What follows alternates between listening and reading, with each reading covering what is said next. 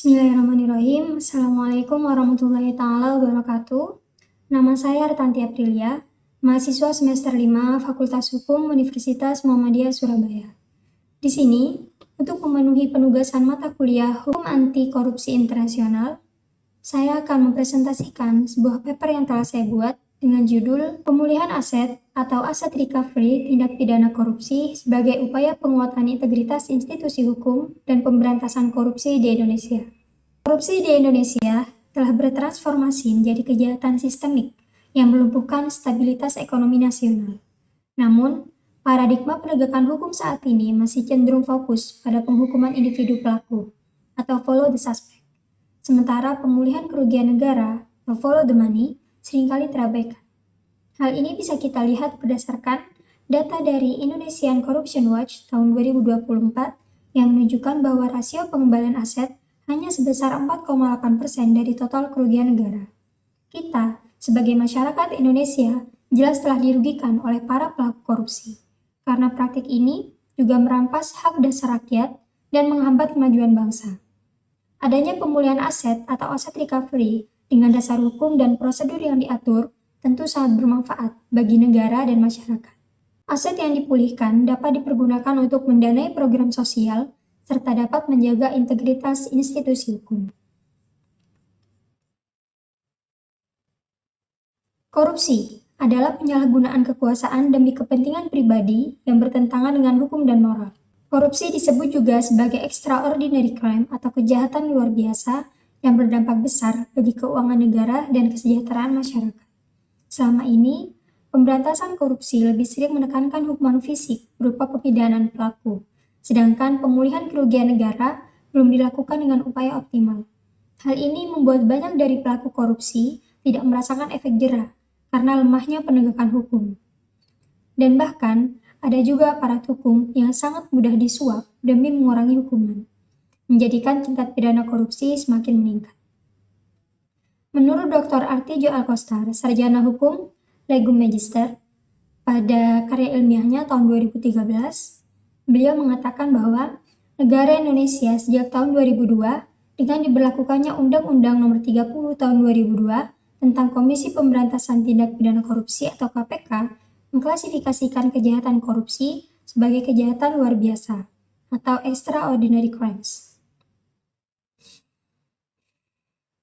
Karena pada saat itu korupsi di Indonesia sudah meluas dan sistematis, serta melanggar hak-hak ekonomi masyarakat.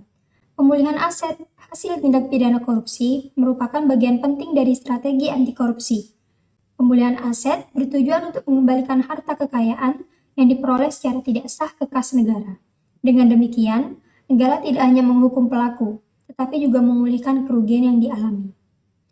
Terkait dengan kerugian keuangan negara yang ditimbulkan oleh suatu tindak pidana korupsi, maka Undang-Undang Pemberantasan Tindak Pidana Korupsi telah memberikan konsep pengembalian kerugian keuangan negara. Konsep tersebut diharapkan mampu untuk mengembalikan kerugian negara, di samping pelaku tindak pidana korupsi juga dikenai sanksi pidana. Mengutip dari podcast mantan Hakim Agung, Dr. Artijo Alkostar, sarjana hukum Legum Magister, bersama Najwa Shihab, beliau mengatakan bahwa koruptor harus mengembalikan kekayaan negara sebanyak-banyaknya. Menurut beliau, pasal yang paling tepat untuk menghukum koruptor adalah pasal 2 Undang-Undang Tindak Pidana Korupsi. Setiap orang yang secara melawan hukum melakukan perbuatan memperkaya diri sendiri atau orang lain atau suatu korporasi yang dapat merugikan keuangan negara atau perekonomian negara, dan seterusnya.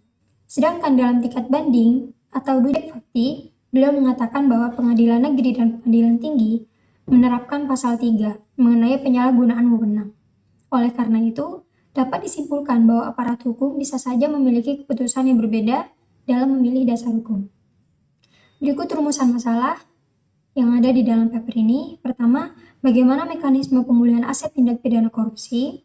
Lalu yang kedua, apa saja hambatan dalam pelaksanaan pemulihan aset di Indonesia, serta apa saja dasar hukum pemulihan aset di Indonesia. Baik, yang pertama, saya akan menjelaskan mengenai mekanisme pemulihan aset tindak pidana korupsi. Secara hukum, pemulihan aset diatur dalam Undang-Undang Tindak Pidana Korupsi dan Undang-Undang Tindak Pidana Pencucian Uang atau TPPU. Aset dapat dirampas melalui jalur pidana, perdata, maupun gugatan terhadap benda.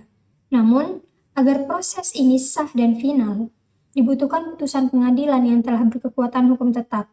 Disinilah peran Mahkamah Agung menjadi kunci penting. Mekanisme pemulihan aset tindak pidana korupsi dapat dilakukan melalui beberapa tahapan berikut. Yang pertama, berupa pelacakan aset, yaitu mencari dan mengidentifikasi harta kekayaan yang diduga berasal dari hasil korupsi. Yang kedua, pembekuan dan penyitaan aset.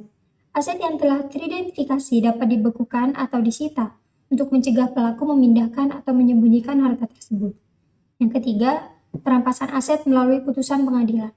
Pengadilan dapat memerintahkan perampasan aset dan pembayaran uang pengganti. Lalu yang terakhir, pengembalian aset ke kas negara. Aset yang telah dirampas kemudian dieksekusi oleh jaksa dan disetorkan ke kas negara. Dalam kasus tertentu, pemulihan aset juga melibatkan kerjasama internasional apabila aset disimpan di luar negeri. Yang kedua, mengenai hambatan dalam pemulihan aset tindak pidana korupsi. Meskipun telah memiliki dasar hukum, pelaksanaan pemulihan aset masih menghadapi berbagai hambatan. Hambatan tersebut mencakup keterbatasan regulasi yang belum mengatur secara rinci perampasan aset tanpa pemidanaan, kesulitan teknis dalam melacak aset yang telah disamarkan, serta lemahnya koordinasi antar lembaga penegak hukum. Selain itu, hambatan juga muncul dalam kerjasama internasional, terutama jika aset disimpan di negara yang memiliki sistem hukum berbeda. Proses pengembalian aset lintas negara seringkali memerlukan waktu lama dan prosedur yang kompleks. Kemudian yang ketiga, dasar hukum pemulihan aset di Indonesia. Pemulihan aset tindak pidana korupsi di Indonesia tentunya memiliki dasar hukum yang kuat.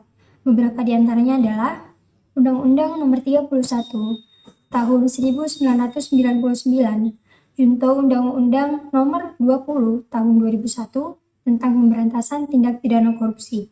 Undang-undang ini mengatur pidana tambahan berupa pembayaran uang pengganti dan perampasan harta benda hasil korupsi.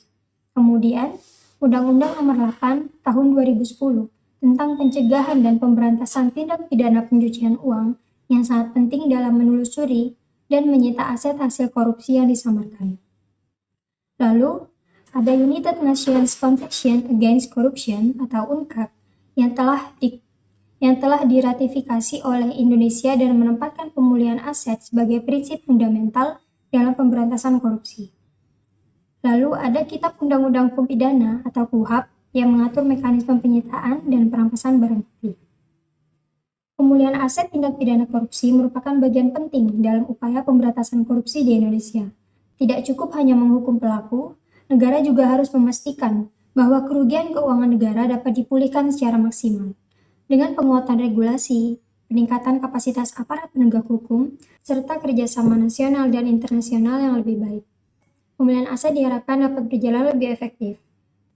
Pemulihan aset yang optimal tidak hanya memberikan efek jera bagi pelaku korupsi, tapi juga memberikan manfaat yang nyata bagi negara dan masyarakat. Sekian dari saya, kurang lebihnya mohon maaf. Akhirul kalam. Assalamualaikum warahmatullahi wabarakatuh.